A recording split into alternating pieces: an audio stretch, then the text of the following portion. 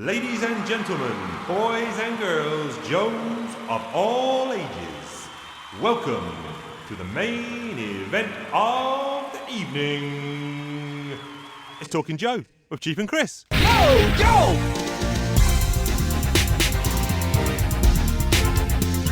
Yo, Joe!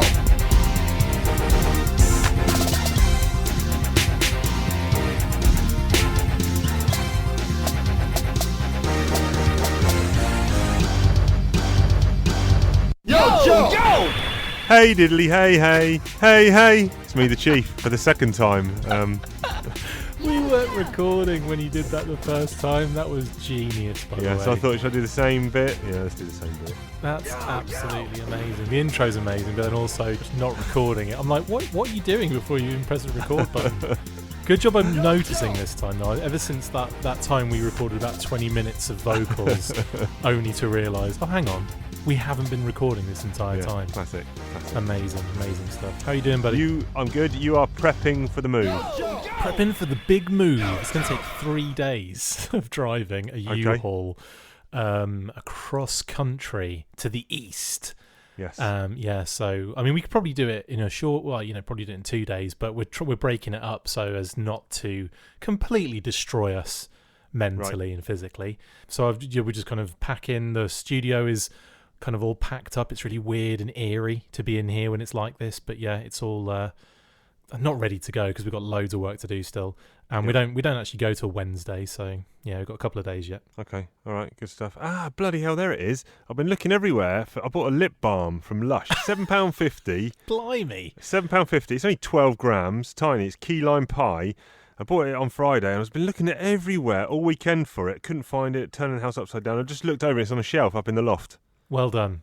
Boom. Gonna put some on. Your lips are like a desert right now, aren't they? Yeah, absolutely dry as a, I don't know. Nun's chuff. Yeah, there you go. British colloquialism. Can I use that now? Just get it out of the way. Done. Yeah. Apart from that, apart from searching for lip balm, I have been in the wars. Not literally wars, because I'm not really a fan of wars. But apart from Star Wars, burnt my finger to start with, cooking the missus dinner in the dark. Right. Cooking the missus in the dark. That's not like a thing, like cooking dinner in the dark, like a game. It's basically, didn't want lights spilling out because I'm only in one floor apartment. I didn't want the lights spilling out the kitchen and waking the kid up. So I was cooking with the lights off, using the oven light only. Reached in, had a tea towel in my hand to get the oven tray, but my finger touched the grill bar, which, even though the grill wasn't on, the oven was on, it heated the grill bar up, and it kind of left a big burn on my finger. And because I thought, I never know with burns, what do? Do you obviously you ice it, or to start with, fine, but once you've done that and your finger's frozen, in terms I'm talking about post burn care after the icing or the colding. You just have to deal with it, I think. Do you leave it? No, what I'm saying is, do you leave it open? Do you put a plaster on it? What are you supposed to do? I'm more like, fresh air, that does it good. Air it. But apparently my missus, who's a nurse, was like, no, you idiot, you're supposed to wrap it up. Put some Savlon on it, wrap it up. And I didn't do that, and what happened is my fingers swelled to twice the size. Blimey. I think I got an infection there, so that's good. And then coming out of the loft yesterday, I got a twinge in my foot.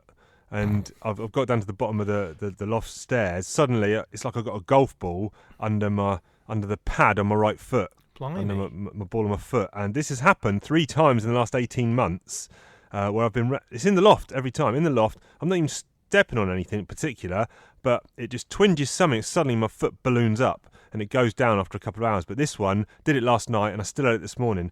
I just did a quick Google, and I think I've got metatarsalgia. Metatarsalgia.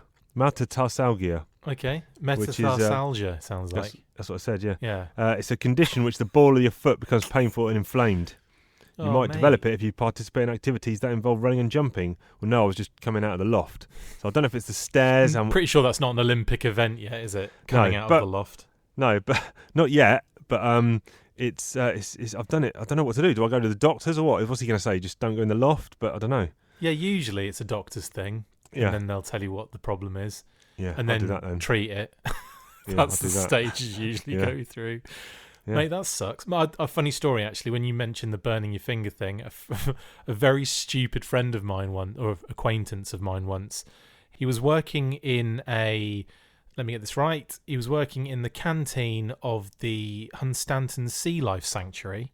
Yep. And they were frying up some fish, not even kidding, and cod, I think. Yeah, Yep. in a sea life sanctuary. And There you go. he dropped his watch. No, I tell a lie. It wasn't even his watch. I tell a lie. He dropped the This tongs. story's got holes in it already. No, sorry. I was focusing on a different part of the story when I was starting to talk about it. Got it. Basically, he dropped the tongs he was using Yep. in the deep fat fryer, and his instant reaction, the pillock, Put his hand was to in. put his hand in and grab the tongs. Anyway, long story short, he burnt the out of his hand, and had to have it in a bag with loads of, Savlon all over it or whatever it was for a long time. But that was. Could you imagine that? Nasty. Anyway, Nasty. next. Next, I'm hungry. I'm in the loft and it's freezing. So let's make this episode short and sharp. Snack. I'm going in.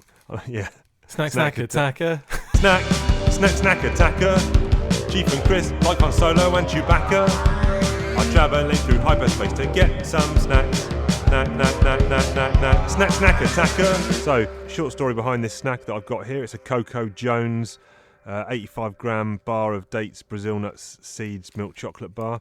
I was at the farmer's market on Saturday, and they had these bars of like luxury chocolate. They're £5 a bar. Cry me. For 85 grams. That is expensive. I had some samples of a few, and they were like crazy flavours, like sort of mango and cardamom and stuff like that. But I said, right, Valentine's Day coming up, no expense spared. I buy my missus a £5 bar of chocolate.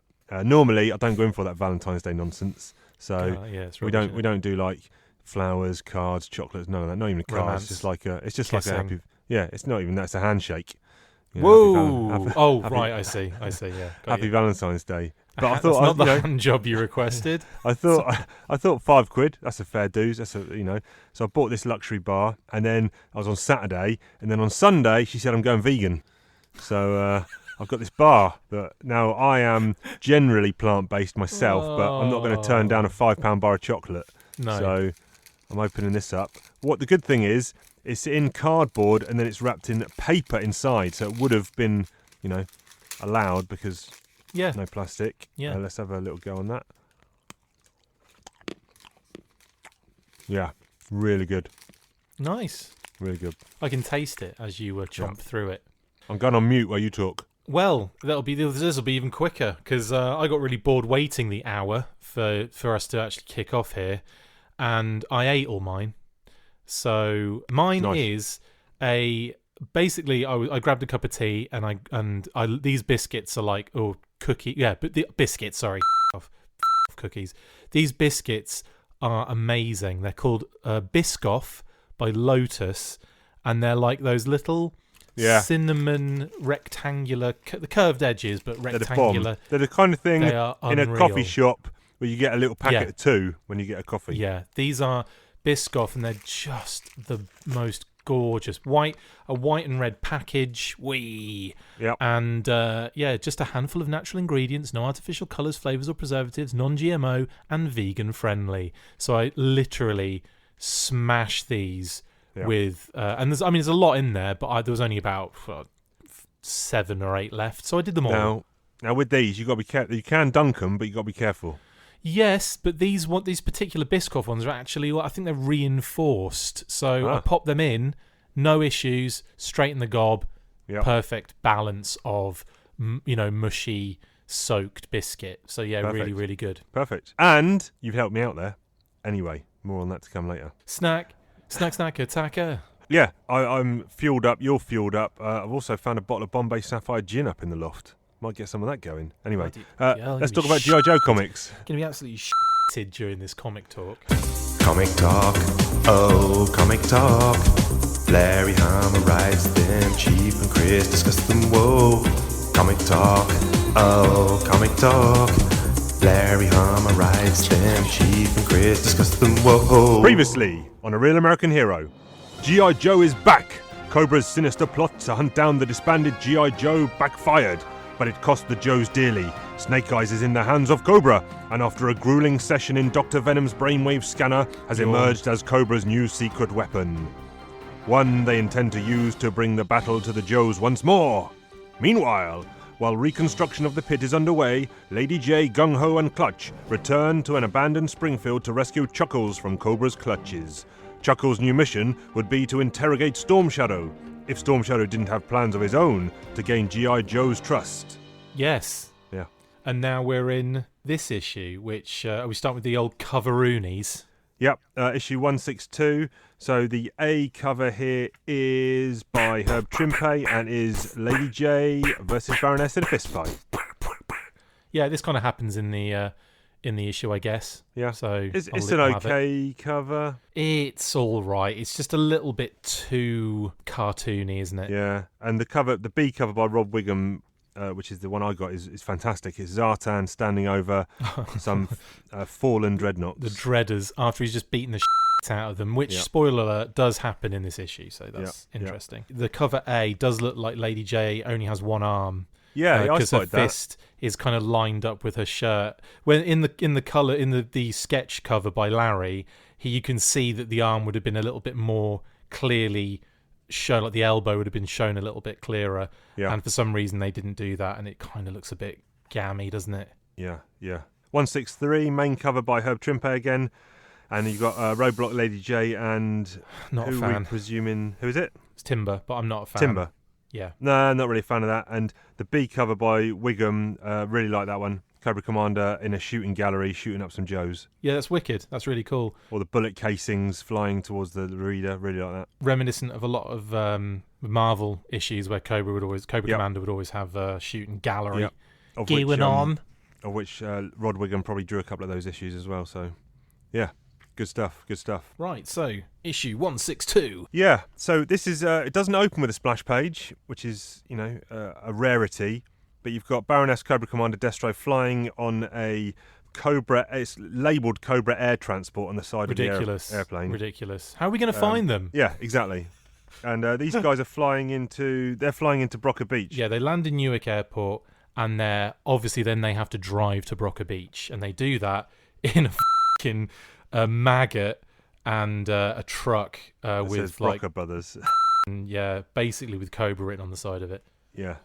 I like these bits early on where they're all getting the paperwork out to get through, to get out of the airport, and Cobra Commanders, I assure you all our paperwork is in order. You don't want to be responsible for a tiff with the State Department, do you?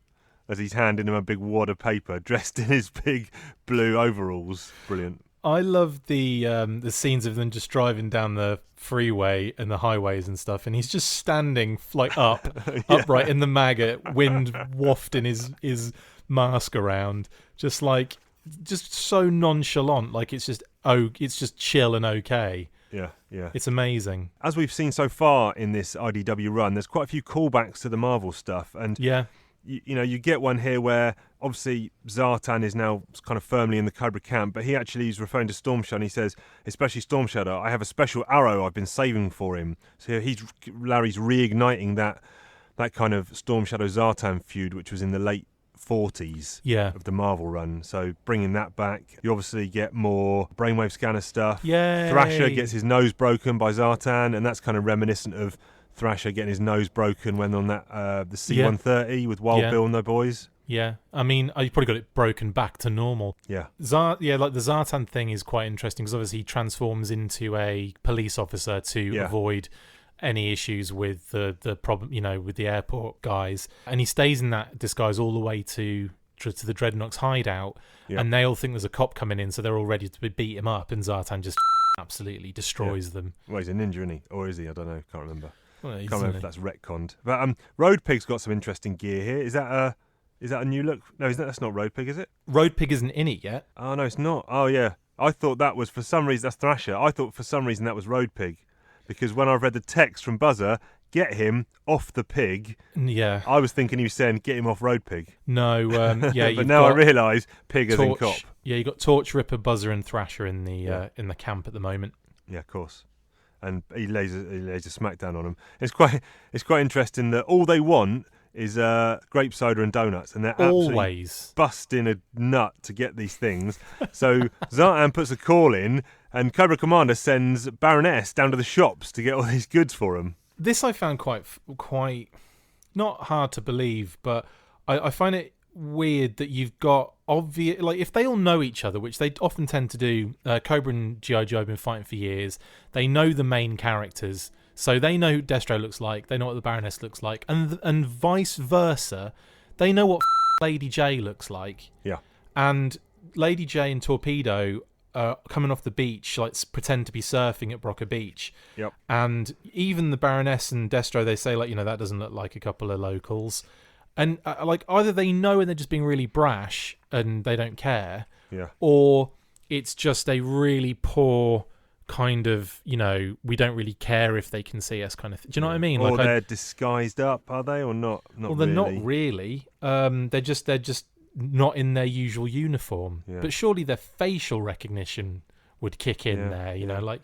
In any case, they're probably far enough away to not be recognisable. Just before that bit, when Buzzard's complaining about getting some grape soda, there's a bit where Cobra Commander's told Destro to go down and disperse the rabble, he puts it. Yeah. And then he says, I hate balloons. And he looks like he's popped a balloon. It looks like he's got a mobile phone with a retractable knife blade in it.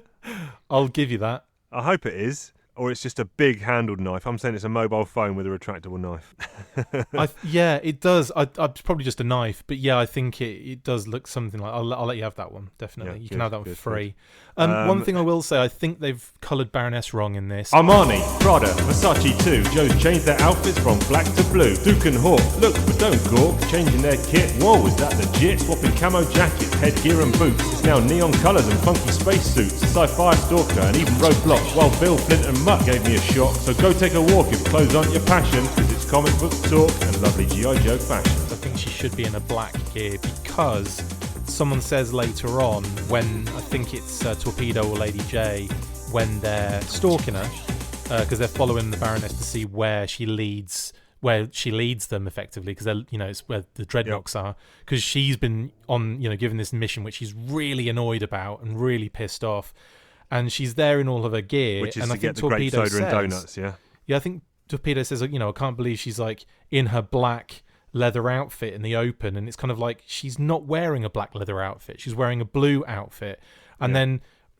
obviously there's the she knows she's being followed, so she kind of hides behind a kind of billboard on the route that she's been followed on, and then the vamp kind of goes past the billboard and she comes bursting out, smashes into the side of it. There's this massive crash. She knocks them into a cranberry, what do they call it, a cranberry bog, I think they call it. A cranberry bog, which comes up later in the next issue, I think, and flips the car over. She runs down to finish the job with a pistol, but Lady J's got out of the car, so it's just Torpedo hanging upside down. They get into a fight. It's pretty intense. Like, Lady J takes a massive thumping, but she will not go down, and she ends up like one massive punch, like a Optimus Prime on Megatron in the animated movie kind of punch. I would have waited an eternity for this. It's over, Prime.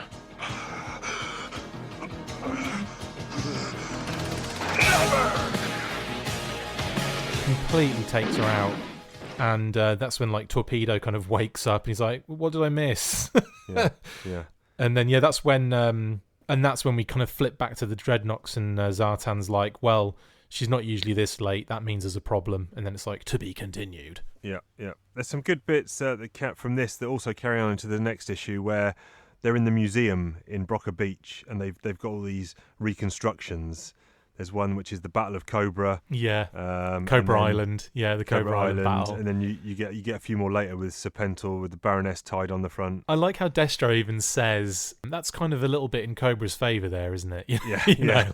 Because he was like in Cobra Island, the Cobra Civil War, he was like a neutral party, wasn't he? Just moored off the beach. Yeah. Or was that the battle of when Cobra Island was born? When Joe's invaded it. Yeah, you're right. Because I think that's what it was. Yeah, the Civil War one was the Serpentor, with Baroness on his bonnet, his bonnet. Right. But that I've always loved that about this run of the series, is you always see in the museum at Broca, and you always see these like cute little kind of things that they've made up to keep the propaganda going a little bit, for the people that live in Broca. Yeah. And here we see Baroness in her black uniform now, so she's been caught. So have they given her new clothes? No. So I think that was a miscolour in the previous issue. Right. Okay. Yeah. And I think I know why, actually, because she appears in blue as a statue on the the Cobra Island battle museum piece. So maybe he wanted a blue in that, but black in the rest of the. I'm going to give you another option. Yes. Issue 162 was coloured by Jay Brown. Issue 163 was coloured by Andrew Crossley and Thomas Deere. Yep, could have something to do with it, but it could have been also that Larry then said she was in blue, she's got to be in black. Yeah. I don't know. And that's a good point though, because I don't necessarily think the communication is that great all the time within the creative teams on these books. Yeah, true, and I'm even not too sure about how much. Once Larry's submitted the script, I'm not sure he's waiting on a preview copy to be sent to him by IDW and then go over the issue or not. I wonder if he's sent the script. He sends it straight to the blooming artist, doesn't he? Yeah, I think Larry does. I wonder if he's just done with it at that point and he's on to the next one. Is it the Marvel style where you give him like an overall plot and then you get the artist to do most of it? And then he'll script it over once he's seen the pencils. Yeah, that's Marvel style. I think he does that because I've seen a lot of pages from Larry where he's drawn them out and then written like blue or black or red inside the character's body. Right. Okay. So either he may have made a mistake on that one. That's another option. Yeah. Anyway, enough of this speculation bullshit. Yeah, Baroness is now in the pit. She's been captured. The first thing that actually we'll come on to a bit later when it happens, but the first thing as I was reading this issue, not the first thing, but one thing I noticed was when it cuts to the Snake Eye stuff, I was like, this looks a bit different. And then I flipped back onto the inside and I saw for the first issue that was Larry Hama and S.L. Gallant art with Gary Erskine inking. This second issue, I realised why it looked different, and that's because S.L. Gallant is joined by Ron Wagner on pencils with Gary Erskine inking. And so when you get to the Snake Eyes stuff, it does look very different. Yeah, I mean that's probably to help with the flashback imagery, isn't it? Yes, yeah. To make it very old school and classic, and I think the flashback's really, really, really cool as well. Yeah, I liked the idea of it. So Snake Eyes, and again, we're jumping forward a little bit, but that's fine because it's our show. We can do what we want. But Snake Eyes... So at the end of the issue, yeah. Snake Eyes has, at this point, he's under the influence of the brainwave scanner, but he's kind of broken a hold of it a little bit, and he's actually gone and strapped himself into the brainwave scanner. I'm not too sure why at this moment in time, but... you start seeing all these flashbacks of Nam and the Arashikage temple burning and, that screen where the Hardmaster was hiding behind when he got shot with the arrow and then walking down the highway and this car with his sister. And then he kind of mutates into his Nam gear. And at this point, this is where I thought the art, it felt very 70s, 80s Marvel style when the car flips and he sees his sister screaming in the window. And I don't know, That was where I kind of had a disconnect, and I wasn't really, and the kind of grinning Dr. Venom behind the wheel. Well, it's all like dream state stuff, isn't it? Yeah, but I wasn't really a fan of the framing or composition of the panels here. Okay. I like the idea, but just the art felt a little bit rushed. I don't know. Just a different style. It just felt very 70s, 80s Marvel style, which I wasn't superhero style, which I wasn't expecting. But cool. Yeah, what's actually going on there? So he has strapped himself into the brainwave scanner for the purpose of what? Well, it's the whole Dr. Venom thing. He's going in to stop Venom from, it's all in the mind anyway. Like all of this is bull.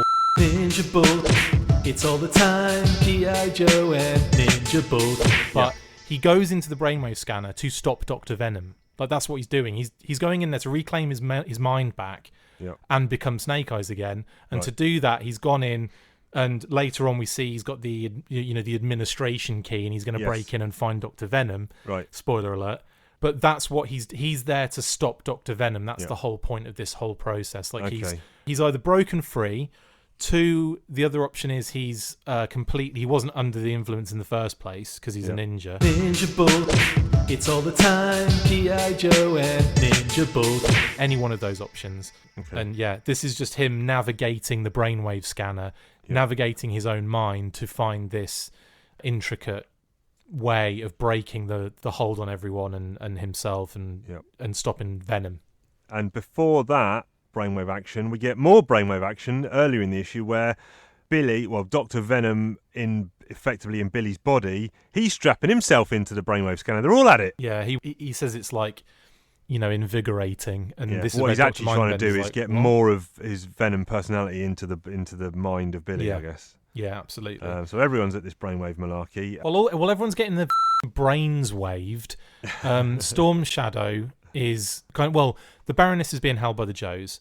She is causing all sorts of trouble too, and they're overthinking things. I think they're kind of going, well, she's just trying to distract us. She wants time, but why is she trying to get the time? What's she trying to do? How is she trying to escape? They ask Storm Shadow how he escaped out of the same cell, and he's like, well, then, to be fair, they're not designed to hold ninjas, which I thought was brilliant. Ninja bolt, it's all the time, G.I. Joe and ninja bolt. Like, still doesn't give it away, Yep. And so he's in the room with them, like, monitoring her from a distance, and they turn around and he just disappears, and they're like, oh, I hate when he does that. He goes off, like, the sensor, like, displays or whatever. And he ends up trying to just escaping, and because he wants to get out there and rescue Snake Eyes because he's fed up of just hanging around and waiting. Yeah. And when he gets outside, lo and behold, Sorry, I thought you were going to jump in there. I thought we've been doing this long enough. He'll just take over now.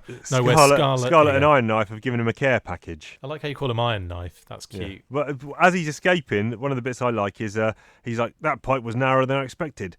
Should include some ribcage compression in my daily training. Why not? Do some ribcage compression. Go on. Yeah. So what? Well, why? You managed to get through the pipe, all right? You don't need it. Maybe it was a bit too tight squeezed. Yeah. But they've given him a load of equipment, and it's kind of everyone's in on the Hawk. Everyone's in on the. It's an unsanctioned mission, effectively, but people know. Yeah. Totally. Another cool bit I like towards the end of the issue, where Destro, Televiper, and Zartan and there's Dreadnoks are investigating the scene of the crash where Baroness ran the vamp and all that kind of jazz with Lady J, and he's activating some kind of... We've seen this before where he pulls a little secret panel from his helmet and presses a button. Here he's got some kind of X-ray vision or something and finds a missing gun in the bog. But we saw that previously, I think, when him and Baroness were in the Silent Castle, and he brings up, he either fires rockets or does something, doesn't he, on the side of his head. And maybe it's another kind of telescopic vision thing or something. Don't know. I like the Televiper's little holographic display kind of disc as well that he rolls out like the hockey puck. I think it's zoom, and then it's like, look, we've wondered for some time if the Joes were had a base under this massive army base in the middle of nowhere. Obviously, yes, they do, and you've been there. Yep. You landed on the. They're talking about sending in one man or whatever, which is they're thinking about Snake Eyes. Zartan. Because he can change his that would make appearance. sense. Well, that would make sense, yeah. No, I think that's what he's implying. Oh, is that what he's implying? Yeah, because then the Dreadnoks say, well, if Zartan's going, I'm in, and I'm in, and I'm in. Right, yeah. How did you miss that? I don't know. Because, it's Cobra Commander's plan to send in Snake Eyes then, I guess, yeah. And he says, I want to show what you're going to do, and that's earlier on, I think in the previous issue, he's cut off Scarlet's head. To say, this is what I'm going to do. I'm going to get in the base and kill, theoretically, the woman I love. That's my show of, loyalty to Cobra. But and this issue kind of ends with, like you said earlier, Venom finding Snake Eyes strapped in the brainwave scanner because somehow he can tell, telepathically, he's having a breakdown here. Someone must be using the brainwave scanner. Because, that's how it works. And he goes... and find Snake Eyes, and on the big screen is Snake Eyes about to go into the no admittance into the brainwave scanner administration key. And there we have at the bottom on the last panel, Dr. Venom. Oh yeah, the actual Dr. Venom. Yeah, he's gone inside. Snake Eyes has come in the door, and there he is. So yeah, good stuff. So we're not. I don't think we're at a point where we're going to rank yet. A couple more issues probably.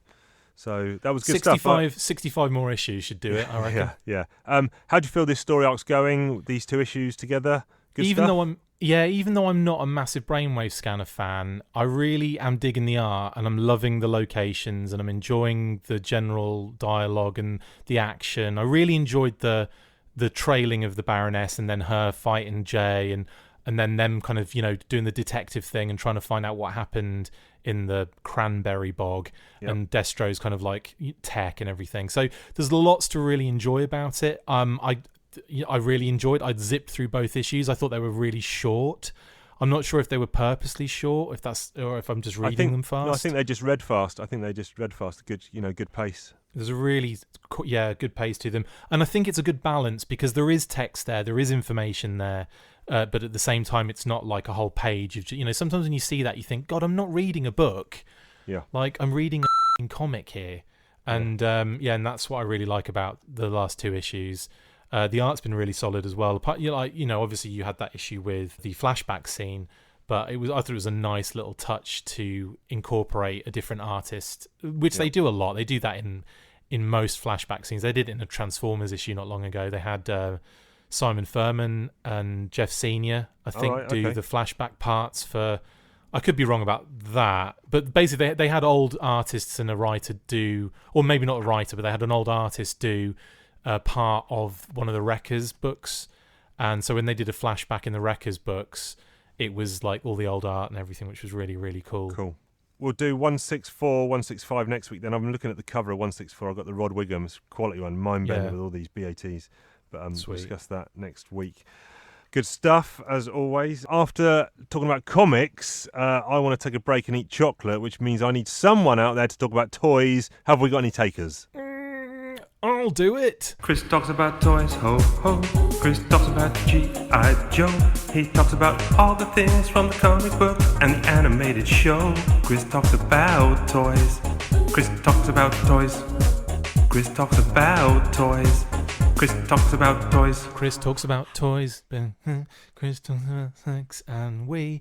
Hi, I am Chris Talks Toys, and this weekday, I am talking about, who else could I talk about other than Dr. Archibald Venom Manev version 1, or Venom, Dr. Venom. Now, he only got one figure, and it was in the modern era, in 20 of the 10, or 2010, as you love to say. 2010. I'm joking. 2010. I know, I'm joking. Full of chocolate. I'm so full of chocolate. Don't make me run! I'm full of chocolate! He only got one figure, and he got it in the modern era. Hasbro are never, ever really going to do this particular character. And so it was on the G.I. Joe Collectors Club to bring out this pretty cool 4-inch version of the character as an exclusive for the Collectors Club members. And it kind of was really interesting because they kind of supplanted him as the villain in the Adventure Team era. Kind of to give him a bit more backstory and a bit more life going into the G.I. Joe Real American Hero kind of history and continuity. Because obviously he gets deaded fairly early on in his career in A Real American Hero, and does come back in terms of the brainwave scanner. But in terms of kind of a character with history, they kind of gave him a little bit more by putting him in this little era.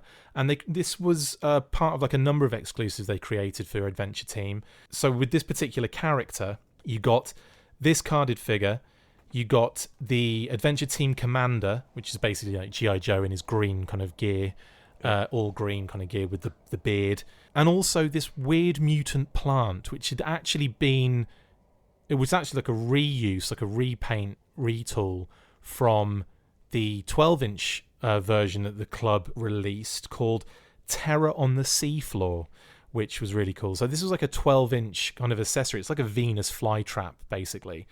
And but so it's a massive one for these figures. And it's really cool. It's really cute. Now, before I get into like the ins and outs of that particular set, let's talk about the figure on its kind of individual merits. Now, he's just an evil scientist. That's what he's called on his card. The actual figure has got some really interesting elements to it. One of them being the head they used to create this particular action figure was a retool. So basically they got an old head from a Liu Kang Mortal Kombat figure that Hasbro brought out in the 90s. Nice. And they they basically did some kind of, retooling to that particular head, recast it, and then created lots of heads for this particular figure as Dr. Venom. And it, works really well, I think, in terms of a character head, and one that kind of had a lot of the community scratching their heads a little bit as to where did this head come from for some time. So that was quite funny and interesting. The rest of the only thing I really don't like about it, because they gave him like the kind of jean pants, like bottoms, black shoes. They gave him a very generic, basic kind of shirt, torso and arms, just to kind of, get the basic kind of aspect of that figure done. But the problem is they have to paint on the tie, and because of the split in the torso, it means that the tie only goes like about halfway down his chest before they start. Like they didn't paint it all like a little bit low, which I think they should have done. And obviously, when you twist the torso in like a different position or pose, the tie would split. So there's I think they were trying to balance it out with that aspect of it, So that's the only kind of downside to the figure, in my opinion. Now, he came with a lab jacket to go over that as well. So it's like a sleeveless lab jacket. So obviously, when you put the lab jacket on him, it looks like he's wearing one normal lab jacket because of the arms that they've used. And obviously, when you take it off, it doesn't look weird. He still looks like he's wearing a white shirt. So it kind of works both ways there. He's got 2 pistols and 2 like vials, but they're like kind of like test tubes basically, that I think came with Dr. Mindbender. Let me just double check on that one. I think they came with a Dr. Mindbender from like Valor versus Venom. Yeah, that's right. So the test tubes that he comes with came with a Valor versus Venom Dr. Mindbender, and they're really appropriate for this particular figure, obviously. But in terms of accessories, it's just those. It's the 2 pistols, the 2 vials that Mindbender came with, the jacket, the kind of jacket piece, I should say, and a figure stand. On the carded figure itself is nice. Like they've tried a little bit too hard to replicate the old painted style card art or box art in the G.I. Joe 12-inch case. They've tried to replicate that kind of brushstroke painted old school fashion a little bit too much, and I think it goes too far the other way and it loses something. It looks too different to the Adventure Team kind of paintings. It's okay, but there's a little bit too much lighting going on for my liking there. But they've put him in the background. You've got some like what are they called? The big floppy trees you get in California. Palm trees. I don't know what I was saying pine trees for. Yeah, they've got palm trees behind him, a little kind of volcano in the background that looks like it's actually kicking off to kind of create the explosion and the lighting effect on him, and a little bit of body of water. So they're kind of putting him in a certain place. And it's pretty cool as a figure overall. Now, he came, like I said, with this giant mutant plant thing, which is hilarious. But it's because the vines have got these like little things on the ends of the vines which wrap round to 12-inch figures like hands and arms and feet and stuff and legs. So they're a bit bigger for like the 3 3/4-inch figures. Yeah. So that's a bit funny. But other than that, like, it's pretty cool. And obviously the G.I. Joe Adventure Team Commander is pretty standard, G.I. Joe with his beard and the green kind of fatigues. But this is about Dr. Venom, and I'm going to just read out his rather in kind of like this incorporates him into this universe, shall we say. So, evil scientist, codenamed Dr. Archibald Venom Manev. Obviously, Dr. Venom they probably couldn't use for trademark reasons. File name Monev Archibald, PhD in brackets. Primary specialty mind control research. Secondary specialty botany. Birthplace Brooklyn, New York. Dr. Monev was a brilliant scientist with unmatched evil tendencies and a super ego that told him he can do no wrong. However, the US government thought otherwise and banned him from ever working for them again. After being shunned by the scientific community, Dr. Monev relocated to a remote jungle laboratory to conduct illegal research, obviously. Yep. He has continued his genetic experiments on the local plant life and the indigenous population by extracting botanical toxins and using them for mind control applications. Some of the results have been terrifying. It is becoming more difficult for him to keep these activities secret. If he is exposed or exhausts his Swiss bank account reserve, it is almost certain that he will accept an offer from a certain hooded leader and his snake-themed organisation that is willing to fully fund his evil experiments. Experience? Hilarious. Recently, some of his more successful experiments have been drawing unwanted attention. When a number of natives became victims of his latest crop of carnivorous flora, rumours begun to spread, and the adventure team commander was sent to investigate. Deep in the jungle, the commander discovered what looked like an abandoned lab, but he was quickly ensnared when the surrounding vines came to life. The adventure team is needed in South America if the commander is going to survive. And the quote is, "Cross my path and I'll poison your body and your mind, you piece of shit." Sorry, I added the piece of shit at the end. Yeah. But yeah, that's harsh. The other beauty part of this particular figure was the box that the exclusives came in. So the 2 carded figures and the mutant plant were boxed in this really cool, it's a cardboard box, but it's decoed like a wooden crate, like something you get, kind of like in, like Indiana Jones or something, like the transportation crates and stuff. It's really cool. It's got an AT logo on the top. It has the adventure team commander's like artwork and like on like a corner bubble. On a corner sticker on the top of the art and on the top of the box, and if you on the kind of front side of the box, you've got a Dr. Archibald Venom Manev kind of artwork circular thing as well on the front. It's really, really cool. And again, it was what I really liked about it was the fact that 1, we got Dr. Venom. 2, it kind of gave him more of a history leading into the Real American Hero. And, it was a really good way for the Collectors Club to utilize this character, not only on this figure, but then also in their comics and stuff that they would put out in their magazines for the members of the club every month. So yeah, that is Dr. Archibald Venom Manev version 1, the only figure that Dr. Venom has in the G.I. Joe line. Cool. I didn't actually know that you ever had a figure, so that is news to the chief. So One thing I would say, it would have been cool, wouldn't it, if to have a brainwave scanner as opposed to a thing. But I guess they weren't doing it for the Real American Hero crowd. They were doing it. This was a way of them getting this figure out, and it was kind of a cool way to incorporate some big, thing they could retool. They didn't have a spare brainwave scanner they could retool. So no, you're right. Yeah. I think they probably, like you said, did a good job with what was available.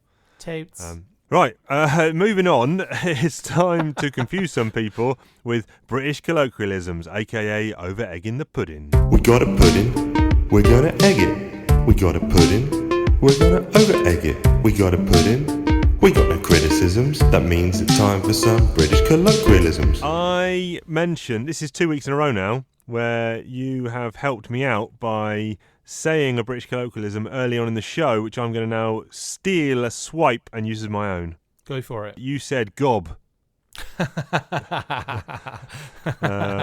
Right in the gob. Right in the gob, yeah. I've been stuffing this chocolate in my gob. Do you know what's funny? On the last episode, you mentioned that I said dobbed you in, or dobbed in. Yeah. I was like, I did not say that. As I'm doing the edit, did you find it when you were editing? I'm like, oh my God, I did say it. Yeah. I can't remember in what context you said it, but you can't remember now either. No, I can't. I even know I've listened to it that episode's long gone, yeah. Mate, yeah. One episode ago is like 7 lifetimes to me. Yeah. So there you go. In the mouth, in the gob. Right, what's your one? Gob. Mine is one that I use out of my gob all the time, and I forgot that I use this in the States all the time. And I'm not talking about the sitcom In Boston. There's another cute little kind of addition as to why I'm using it, about a bar run by Sam, what's his name? Oh yeah, Sam Malone. Sometimes you wanna go where everybody knows your name. Sam Malone. Ted Danson. Yep. Have you ever seen me dancing? Have you ever seen me dancing? Really dancing. Ultra fresh clarets, wildly effective. And that is, of course, the word cheers, which in the States is not used the same way that we use it. So obviously we say cheers like at the end to say thank you. Yeah. And cheers is obviously the only time they use cheers is when they've got toast. drinks in their hands for toast and stuff like that. So when I say cheers, it's legitimately been an issue for, I would say, the many years I've come here up until this particular day. Like I'll say cheers and people will be like, what? And I'm like, really? At this stage, You don't know the English say cheers, the Brits say cheers, seriously. So, yeah, cheers. Thank you. Yeah, good one. More confounding colloquialisms next week. There's a good bit of chatter on the old Facebook of people saying they like this segment, which is always nice. And liars. We did. I say we did. I'm willing to take 65% of the blame here. We forgot to put out a question to the listeners. So this section, for 1 week only, is reverting back to Chief asked Chris a question. Chief asked Chris a question. What'll he say? What'll he do when Chief asked Chris a question? Fail. And also, we're reverting back to Comic Ad Talk within Comic Talk. Comic talk. Oh, comic talk. Stop. Rewind, selector. It's Comic Talk, but not as you know it. I'm asking Chris questions. Let's hope we don't blow it. I found some ads in this comic I'm reading. Chris's brain is working overtime. I think I hear it bleeding. NFL and NBA trading cards. He's digging up answers like bodies in graveyards, cereal, candy, and video games. His knowledge is good. Is it as good as he claims? Can he name the X-Men or even the Avengers? Landing answers like, right, we might need some dentures. If you don't like this segment, you best take a walk, because it's Comic Ad Talk within Comic Talk. Brilliant. Get some of those old school jingles used That's again. What I've done is I've dug into my box of tricks and I've pulled out issue 381 of Incredible Hulk from May 1991. I'm already out, mate. And my question to you is, what is this video game? Go for it. Twice the characters, 3 times the action. Simultaneous 2-player action. The arcade hit continues. Hang on. Sorry, my dogs are barking like No, crazy. You don't mean your feet are tired? No, your dogs are actually. Oh, I can my actually. dogs are barking, mate. My I dogs can are actually hear them now. barking. Yeah. Locations: USA, Japan, China, Italy, Egypt. I've not played this. I played the first one religiously in the arcade when it came out. So what was? It's twice the characters, 3 times the action. Yep. 2-player. Twice the characters. Can't think of anything that would have doubled. The greatest martial arts adventure ever. Ooh. So it's a martial arts game. Is that as in like simultaneous? Oh, it's not Double Dragon, is it? It is Double Dragon, but no, I need more. So it's Double Dragon 2? No. Oh, mate. Is it got like a weird name like Continue your train of thought. It's Double Dragon 3. Yeah, Double Dragon 3, The Sacred Stones. I love Double Dragon. Yeah. But it's only when you said martial arts that I'm like, right, that narrows it down. And I'm like, great, what can I think of? I was going to say Shinobi initially. All right, love Shinobi, yeah. Double Dragon 3. Yeah, Double Dragon's brilliant. I still love it. There's one more on the inside cover here. I don't think I've played Double Dragon 3. Okay, this is a Game Boy game. No, I'm passing already because I never heard of it. And this game has all the brutal battle flavour of the NES hit Contra, but here's the bite. This time it's Scorpion alone versus Black Viper, Red Falcon's partner in slime, who turned a secret naval lab into an experimental alien freak factory. So it sounds like it's a spin-off from... I've never heard of it. It sounds like a spin-off from Contra. For the Game Boy only. Spin-off. Of course, in true Contra style, you'll have to upgrade your arms as you go with spread guns, fire guns, and the all-new vermin-seeking homing gun. 3 lives plus a continue mode may keep you going, but Black Viper's awfully hungry, and you're going to have a tasty blue plate special. Don't understand any of those words. The only Contra it wasn't a spin-off. It was just the version for the smaller handhelds, wasn't it? That's the Operation one, right? Operation C. Operation C, yeah. The Contra, right. Yeah. So it was just the Contra version for the Game Boy. I think so. All right, that's fine. That's why I to be honest, I'm just assuming that. All right. I've got another one for you. I've pulled another one out of my bag. This is Hulk 446 from October '96. Nice. So we're going a bit forward in time, and I'm going to quiz you on some Marvel titles coming out this month in time. Oh, I'm always bad at this. Yeah, you're always bad at this. Issue. What do I give? I give you the. What do I do? Do I give you the synopsis and you tell me what the comic is? You usually just give me the initials. Yeah, I'm doing the other way around. I'm doing the. This person is closer to regaining his humanity, but Elektra may lose hers. Elektra. What is the comic? And. Written by Larry Harmer, pencils by Val Semix. Wolverine? Yes, Wolverine, correct. Let's try this one. The character battles the Unilord for control over his own body. That's a tough one. Initials just gonna SS. I'm going to say Silver Surfer. Correct. Boom. I'll give you one more. This character's human name must hunt down his crazed... I can't Frank say that. Castle must hunt down his crazed... No, I can't say the word, this next word, because I'll give it away. And he just may have to kill it. So I'm going to have to give you it. This person must hunt down his crazed symbiote. Oh, Venom. Yeah, Venom the Hunger. Right, that's enough of that junk. Hopefully next week we'll remember to ask you, the listeners, a question, so I don't have to resort to cheap tactics. Can we just, like, you know, maybe just not dwell on the fact, but maybe bask in the glory of that rather half decent attempt? What, of your guesses? They're better they're better than normal, I think. Yeah. Yeah, I thought that was quite good, personally. All right. I'm sure you'll put in some ding ding ding sound Oh, I will. effects. There'll be lots of those, just to make it sound even better. Be like, winning on Jeopardy or something. Yeah, totally. And you'll cut out all the clues I gave you for Double Dragon. I'll just read the first bit and you'll just immediately go, Double Dragon 3. I'm going to leave all that in with the dogs barking and everything. Right, that is it for this show. It's been tight. I think we've achieved what we wanted to achieve. You can do us a favour by going onto the iTunes and ranking and rating us, and tell them Chief and Chris sent you to do your homework and read the issues. I don't think you can actually review or star rank on other platforms, but it helps us out with the iTunes funky algorithm, bumps us up the charts. Do that, read the next issues, whatever we said they were going to be. I can't even remember right now. 164, 165 possibly, ahead of next week's show. Find us in all the usual places. It's Talking_Joe on Twitter, Talking Joe Comics on Instagram, TalkingJoeComics@gmail.com, and Talking Joe, a G.I. Joe podcast on Facebook. Where can the fine folks find you, sir? And my house, Yes. the address is... You can find me on Diagnostic80 on Twitter and Instagram, and the Full Force Podcast on Podbean, iTunes, Stitcher, Facebook, Twitter, YouTube, and Patreon. Give us money.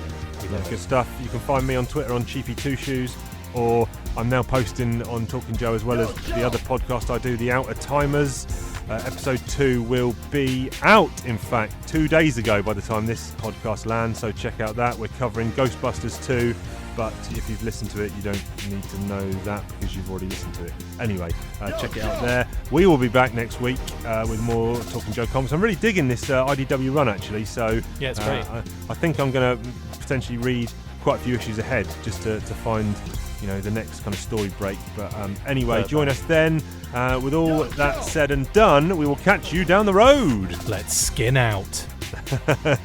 Skin out.